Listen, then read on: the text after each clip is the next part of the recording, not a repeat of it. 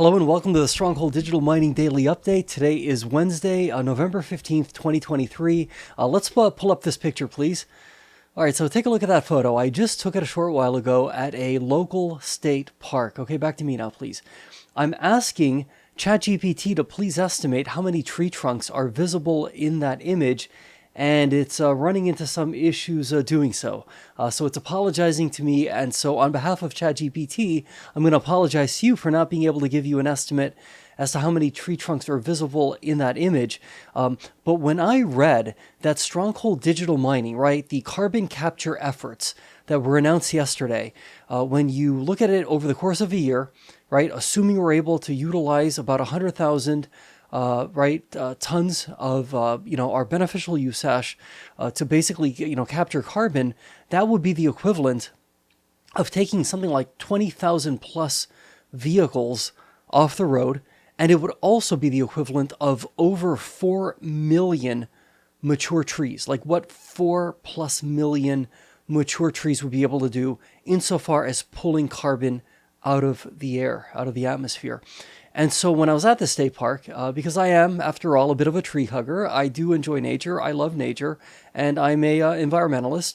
And, it's sort of funny to me that there hasn't yet, as far as I'm aware, been any sort of commentary from some of the large, both, Pennsylvania-based and national-based environmental justice groups, right? Perhaps congratulating Stronghold Digital Mining, right, for this incredible industrialized effort to pull carbon from the atmosphere. I mean, I think it's phenomenal. I don't know how we would even replicate 4 million mature trees. I mean, just look at the number of, tree trunks in that photo. It's not a lot of trees. It could seem like a lot, but it's really not a lot. And then I thought to myself, wow, I mean, 4+ million, that's a lot of trees. So I think the environmental work that Stronghold Digital Mining is just remarkable. And, I don't know. I guess I'm in a bit of the minority as an environmentalist who sees the work that Stronghold Digital Mining is doing as being like an industrial scale environmental work, which I think is really, really important. Now, I want to talk a little bit about some of the numbers that were released yesterday. We're going to be, zigzagging a bit here between some of the carbon capture efforts, right, which I think are just incredible, and there's a whole lot more to say about that. But I also want to talk a little bit about some of the financial results that were released as part of our Q3 2023 part of our investor presentation, part of the 10Q. Now, I've only started to really dig into the 10Q late last night, and I'm still sort of just scratching the surface. But I'm looking at our FOG expenses, right? FOG meaning fuel, operations and maintenance, and general and administrative. And I'd invite you to check out those expenses as well if you were to pull up the 10Q. So, fuel, $8.5 million. Operations and maintenance, $6.9 million. General and administrative, $6.5 million. These numbers are phenomenal, okay? So get this. For the 3 months ended September 30th, 2022, so let's just look at that same Q3 2022 period. I mean, we had fuel expenses well over $10 million. I mean, operations and maintenance was nearly $20 million last year during the same period. This year, under $7 million. General and administrative, over $11 million last year, same period. This year, about 6.5 million. That's, to me, that's significant improvement. I'm very, very pleased with these financial results, bearing in mind that Q3 2023 from a revenue perspective was pretty tough. I mean, if you look at the same 3 months, okay, this is in terms of revenue generation now, all right? Just in terms of energy, meaning selling electricity to the grid, okay, we pulled in about $1.2 million in Q3 2023, $1.2 million. During the same 3-month period of time, last year, we pulled in over $13 million. So to me, it's something of like it's really like an amazing thing that when, all the math is done, that we were, really just shy by a little bit insofar as our EBITDA, right? Our adjusted EBITDA number. I think it was like a negative 2.3 million or so. Unbelievable. I mean, our revenue just wasn't there during Q3 2023, especially as it relates to the energy side of the business. Cryptocurrency mining, for this period was 12.6 million, very respectable. Same period last year, 12.2 million. So we actually did a little bit more in the way of, cryptocurrency revenue, cryptocurrency mining, so to speak, this quarter, meaning Q3 2023, than we did a year ago. Our cryptocurrency hosting revenue was 3.7 million. That's, compares very favorably to the roughly $93,000 that we had last year. So, bottom line, we had $26.3 million in revenue during Q3 2022 a year ago. This year, 17.7 million. That's a pretty big difference.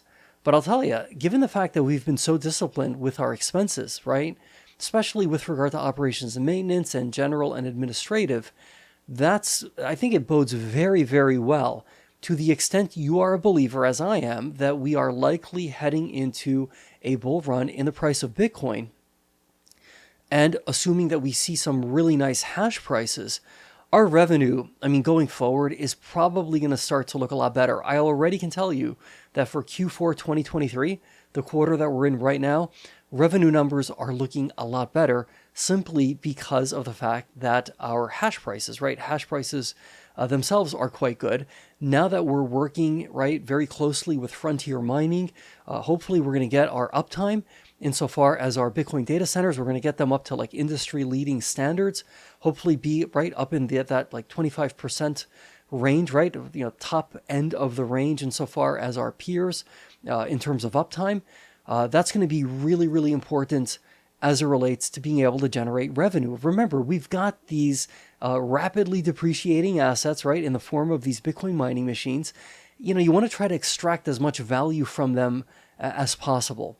So to that end, I think that the relationship with Frontier Mining, I'm cautiously optimistic it's going to be a win-win situation for both Frontier and for Stronghold Digital Mining.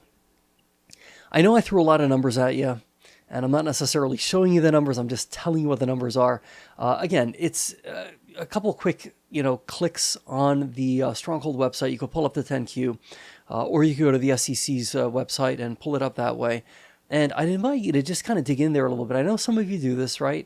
But hey, I'm just letting you know, if looking at mathematical numbers isn't your thing, that's okay. I'm just telling you, all right? We had a very good quarter insofar as containing our expenses, okay? And, the other expense item that I like to look at is interest expense, because that's something that's like money out of the bank, right? And for this particular quarter is 2.4 million as compared to about 3.3 million this same time a year ago. So, that's pretty much in range. I'm not too concerned about that. I like looking at that though, because remember, unlike a lot of these other numbers that, depreciation, that's not, some of these expenses are like not cash expenses, right? And so I'm not as concerned about those. Stuff like fuel, operations and maintenance, general and administrative, interest expense, that is money that is not like funny money, right? That's money that comes right out of the bank account, so to speak. So, being able to contain those expenses as best we can is really, really crucial. And so I am incredibly relieved to see that these numbers look really, really, really good based on what I'm looking at. Hey, what didn't hold up our revenue? Remember, we have, pretty soon we're going to have more than just two primary revenue inputs, right? But for the time being, we have two primary revenue inputs, right? Grid sales, meaning selling electricity to the grid, or alternatively, mining Bitcoin. And obviously in Q3 2023, the quarter that just ended not that long ago, energy sales were kind of non-existent.